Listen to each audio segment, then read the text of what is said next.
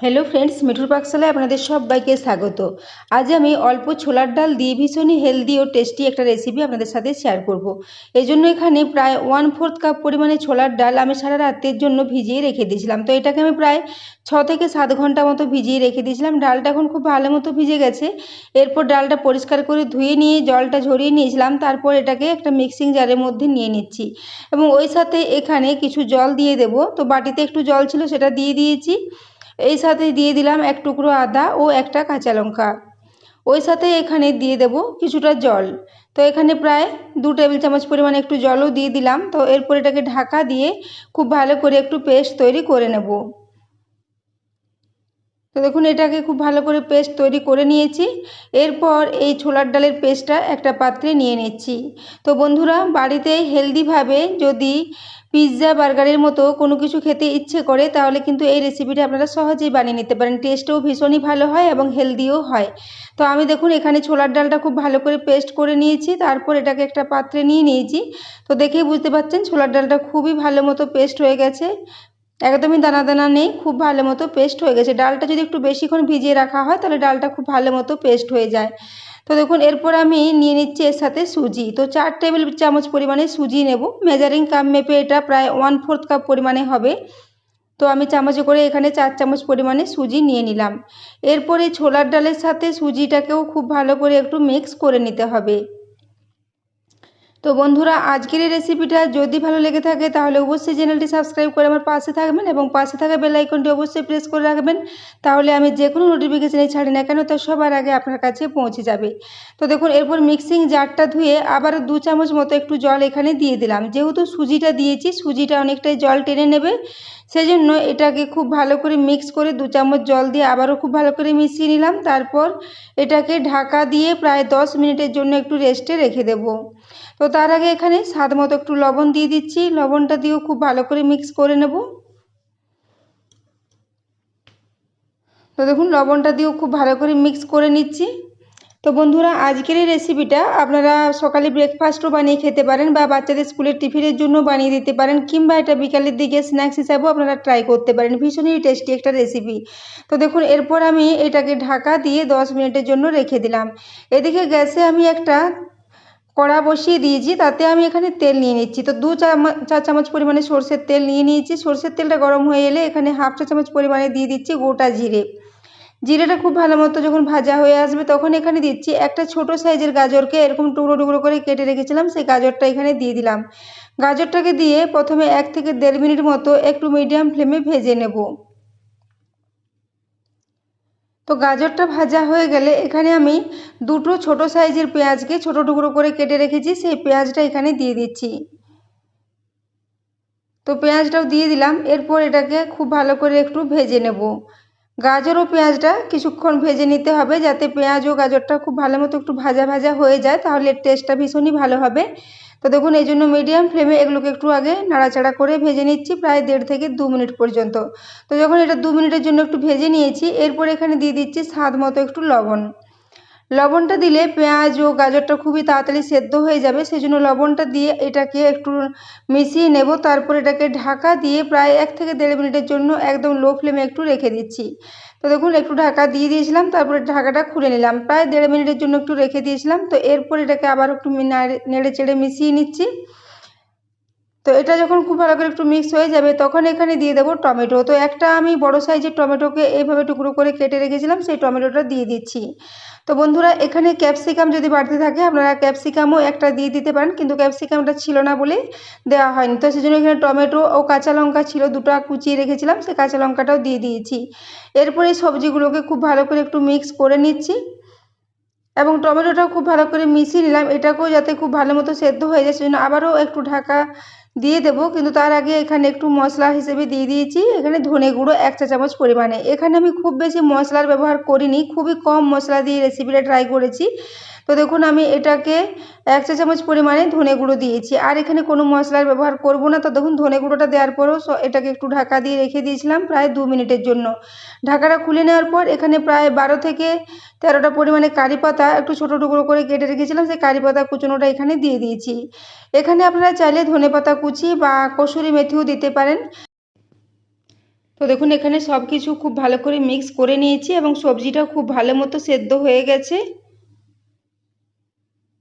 এরপর এটাকে একটু গ্যাস থেকে নামিয়ে নেব, তারপর ঠান্ডা করে নেব। তো দেখুন সবজিটা এখন খুবই ঝরঝরে হয়ে গেছে, জলটা একদমই ভালো মতো শুকিয়ে গেছে। তো এরকমই একটা বেশ ঝরঝরে সবজির মিক্স আমাদের রেডি করে নিতে হবে। তো এটাকে এখন সাইডে রেখে দিলাম ঠান্ডা হওয়ার জন্য। এদিকে আমি 4টে ছোটো সাইজের বাটি নিয়ে নিয়েছি, তাতে একটু করে সাদা তেল লাগিয়ে নিচ্ছি। তো ব্রাশে করে তেলটা একটু চারিদিকে লাগিয়ে নিচ্ছি। তো দেখুন অল্প পরিমাণে তেল দিলে হবে, খুব বেশি এগুলোতে তেল লাগে না। তো দেখুন এরপরে তেলটা খুব ভালো করে একটু লাগিয়ে নিলাম। এরপর আমি ওই যে সুজি ও ছোলার ডালের মিশ্রণটা করে রেখেছিলাম সেটাকে নিয়ে নিচ্ছি। তো সেই মিশ্রণটাকে নিয়ে একটু খুব ভালো করে মিক্সি করে নিচ্ছি। তো বন্ধুরা এখানে আমি এটা মিক্স করার সময় প্রায় 1/4 টিস্পুন পরিমাণে বেকিং সোডা দিয়েছিলাম, সেটা এখানে স্কিপ হয়ে গেছে। তো সেই জন্য এটা একটু বলে দিলাম। তো আপনারা এখানে 1/4 টিস্পুন পরিমাণে একটু বেকিং সোডার ব্যবহার করে নেবেন। তো এরপর ওই যে বাটিগুলো রেডি করেছিলাম সেখান থেকে এখানে 3টে বাটি নিয়েছি, 4টে বাটি আমার লাগবে না। যে পরিমাণে মিশ্রণটা রেডি করেছি তা থেকে মোট 3টে বাটি হলে এটা খুব ভালো মতো হয়ে যাবে। তো দেখুন এই জন্য এখানে প্রায় 2 চামচ করে ব্যাটার এই বাটিগুলোতে দিয়ে দিলাম এবং অর্ধেকটার বেশি পরিমাণে ব্যাটার এখানে দিয়ে দেবো, অর্ধেকের কম পরিমাণে ব্যাটার একটু রেখে দেবো, পরে সেটা ব্যবহার করব। তো দেখুন এরপর বাটির মধ্যে এই ব্যাটারটা দিয়ে খুব ভালো করে একটু ঠিকঠাক করে নিচ্ছি। তো দেখুন এইভাবে একটু ট্যাপ ট্যাপ করে নেব যাতে ভিতরে কোনো ফাঁকা জায়গা না থেকে যায়। এদিকে আমি গ্যাসে একটা কড়াতে আগে থেকে আমি প্রায় অর্ধেক গ্লাস পরিমাণে জল দিয়ে জলটা গরম হওয়ার জন্য রেখে দিয়েছিলাম। জলটা এখন গরম হয়ে গেছে। এরপর এটাকে ঢাকা দিয়ে মিডিয়াম ফ্লেমে প্রায় 5 মিনিটের জন্য একটু রেখে দেবো। তো দেখুন 5 মিনিট পর ঢাকাটা খুলে নিলাম। এখন এই মিশ্রণটা দেখুন বাটিতে খুব ভালো মতো সেট হয়ে গেছে। এরপর আমি ওই যে সবজির মিক্সটা করে রেখেছিলাম ওই সবজিটা পুরোটাই এখানে 3টে বাটিতে ভাগ করে দিয়ে দেবো। তো দেখুন প্রত্যেকটা বাটিতে সমপরিমাণে এই সবজিটা দিয়ে দিচ্ছি। তো বন্ধুরা এরকম ধরনের চটপটা রেসিপিগুলো আপনারা বাড়িতে ট্রাই করতে পারেন। এগুলো বানানো ভীষণই সহজ এবং বাড়িতে থাকা কয়েকটা উপকরণ দিয়ে খুব চটজলদি এগুলো রেডি হয়ে যায়।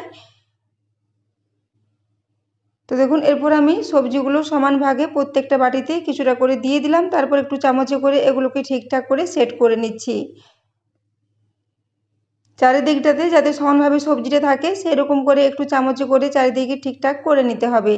তারপর আমি ওই যে মিশ্রণটা কিছুটা রেখে দিয়েছিলাম সেই মিশ্রণটা দিয়ে উপরটাকে একটু ঢাকা দিয়ে দেবো। তো বন্ধুরা বাচ্চারা বাড়িতে একই রকম ধরনের টিফিন খেতে চায় না, সেই জন্য নতুনত্ব কিছু বানাতে চাইলে আপনারা এই রকম ধরনের একটা রেসিপি অবশ্যই ট্রাই করতে পারেন। এটা ভীষণই হেলদি এবং সেই সঙ্গে এটা টেস্টিও হবে। এটাকে আপনারা যে কোনো চাটনির সাথে সার্ভ করতে পারেন, কিংবা এটা যেহেতু এরকম সবজির মিক্স দেওয়া আছে সেজন্য এটা এমনিতেই খেতে ভীষণই টেস্টি হবে। তো দেখুন এটাকে আমি খুব ভালো করে একটু সেট করে নিয়েছি। তারপর ওই যে মিশ্রণটা রেখেছিলাম সেটাকে উপরে কিছুটা করে দিয়ে দিচ্ছি, প্রায় 1 থেকে 1.5 চামচ পরিমাণে দিয়ে দেবো। তারপর উপরটা খুব ভালো করে একটু সেট করে নেব।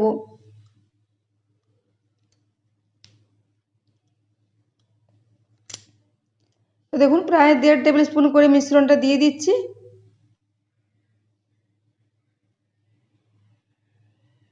মিশ্রণটাকে দিয়েও এই বাটির চারিদিকে এগুলোকে সমানভাবে একটু ছড়িয়ে নেব চামচে করে। তো বন্ধুরা আজকের রেসিপিটা একবার অবশ্যই বাড়িতে ট্রাই করবেন এবং রেসিপিটা কেমন লেগেছে কমেন্ট করে জানাতে ভুলবেন না। তো দেখুন এইভাবে আমি চামচে করে প্রত্যেকটা বাটিকে খুব ভালো করে একটু সেট করে নিচ্ছি। তো দেখুন এটা খুব ভালো করে সেট করে নিয়েছি। এরপর ঢাকা দিয়ে আমি আবারও এটাকে 5 মিনিটের জন্য মিডিয়াম ফ্লেমে রেখে দিয়েছিলাম। 5 মিনিট পরে ঢাকাটা আমি খুলে নিচ্ছি। তো দেখুন এটা এখন খুব ভালো মতো সেট হয়ে গেছে। এরপর এটাকে আমি গ্যাস থেকে নামিয়ে কিছুক্ষণের জন্য ঠান্ডা করে নেব। তো সেজন্য এটাকে নামিয়ে নিচ্ছি। তো দেখুন এটাকে এবার নামিয়ে ঠান্ডা করে নেব। তো এগুলো এখন ঠান্ডা হয়ে গেছে। এরপর আমি এগুলোকে বাটি থেকে তুলে নেব। তো দেখুন এগুলো যেহেতু তেল লাগানো আছে বাটি থেকে খুব সহজেই উঠে আসবে এবং হাতে করে এভাবে সাইডগুলো একটু টান দিলে দেখুন সাইডগুলো ফাঁকা হয়ে যাচ্ছে। কিংবা এইভাবে যদি তুলতে অসুবিধে হয় তাহলে আপনারা একটা ছুরির সাহায্যে সাইডগুলো একটু ঘুরিয়ে নেবেন, তাহলে খুব ভালো মতো এটা উঠে আসবে। তো দেখুন এইভাবে একটু বাটিটা উপর করে একটু চাপড়ে দিলে খুব ভালো মতো উঠে আসবে। তো দেখুন বাটিটা একদমই পরিষ্কার আছে, খুব ভালো মতো এগুলো উঠে এসেছে। তো এরপর দেখিয়ে দিচ্ছি দেখুন এগুলো কতটা ভালো মতো রেডি হয়েছে, ভীষণই স্পঞ্জি মতো রেডি হয়েছিল যেহেতু বেকিং সোডা দেওয়া আছে। তো দেখুন এরপর আমি আরও যে দুটো বাটি আছে ওগুলো একইভাবে একটু বাটি থেকে এগুলোকে ছাড়িয়ে নিচ্ছি।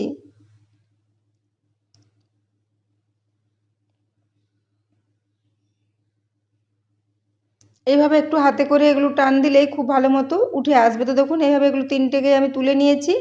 তো আপনারা চাইলে বন্ধুরা এগুলোকে এমনিতেই সার্ভ করতে পারেন, খেতে ভীষণই ভালো লাগবে। কিন্তু এটাকে আরও একটু টেস্টি করতে গেলে সামান্য পরিমাণে তেল দিয়ে একটু উল্টে পাল্টে এগুলোকে ভেজে নেব। তো সেই জন্য আমি গ্যাসে একটা ফ্রাই প্যান বসিয়ে দিয়েছি, তাতে 2 চা চামচ পরিমাণে সাদা তেল নিয়ে নিয়েছি। তেলটা দেওয়ার পর এখানে দিয়ে দিচ্ছি প্রায় 1/4 চা চামচ পরিমাণে একটু সাদা তিল। এরপর এখানে দিয়ে দেবো প্রায় 1/2 চা চামচ পরিমাণে একটু কসুরি মেথি। তিল ও কসুরি মেথির ফ্লেভারটা খুবই ভালো লাগে, সেজন্য একটু দিয়ে দিলাম। এরপর এগুলোকে একটু তেলের মধ্যে নাড়াচাড়া করে ভেজে নেব। তো দেখুন তেলের মধ্যে নাড়াচাড়া করে নিলাম একটু। গ্যাসের ফ্লেমটা একদম লোতে রেখেছি, লো ফ্লেমে এগুলো একটু নাড়াচাড়া করে নিয়েছি। তারপর এখানে এই নাস্তাগুলো দিয়ে দিচ্ছি। তো এগুলোকে দেওয়ার পর 1 থেকে 1.5 মিনিট পর্যন্ত একটু উল্টে পাল্টে ভেজে নেব। তো দেখুন নিচের দিকটা হয়ে গেছে, এরপর এদিকটা এইভাবে উল্টে নিচ্ছি। 1 থেকে 1.5 মিনিটের মধ্যে এগুলো খুব ভালো মতো রেডি হয়ে যাবে। তো দেখুন দুদিকটাই এইভাবে একটু উল্টে পাল্টে ফ্রাই করে নিয়েছি, তারপর এগুলোকে একটা প্লেটে নিয়ে নিচ্ছি। তো দেখুন এর কালারটাও খুবই ভালো এসেছে এবং ফ্রাই করার জন্য টেস্টটা আরও ভালো হবে। তো এগুলোকে এরপর প্লেটে নিয়ে নিচ্ছি, তারপর এগুলোকে আমি সার্ভ করে দেব।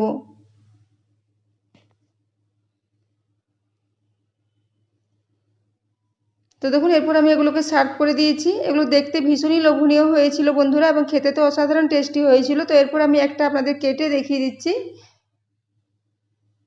তো এগুলো আমি একটা ছুরির সাহায্যে আপনাদের কেটে দেখিয়ে দিচ্ছি। এই জন্য একটা প্লেটে একটা নিয়ে নিয়েছি এবং একটা ছুরির সাহায্যে ঠিক মধ্যেখানে বরাবর একটু কেটে নিচ্ছি।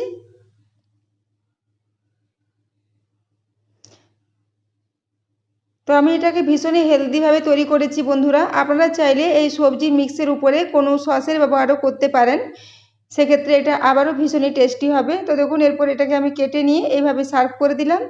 এগুলোকে আপনারা যে কোনো চাটনির সাথে সার্ভ করতে পারেন, কিংবা এগুলো এমনিতেও খেতে পারেন, ভীষণই ভালো লাগবে। তো দেখুন এগুলোকে এরপর সার্ভ করে দিয়েছি। তো বন্ধুরা এতক্ষণ পর্যন্ত রেসিপিটি দেখার জন্য আপনাদের অশেষ ধন্যবাদ। আবারও চলে আসবো অন্য কোনো রেসিপি নিয়ে।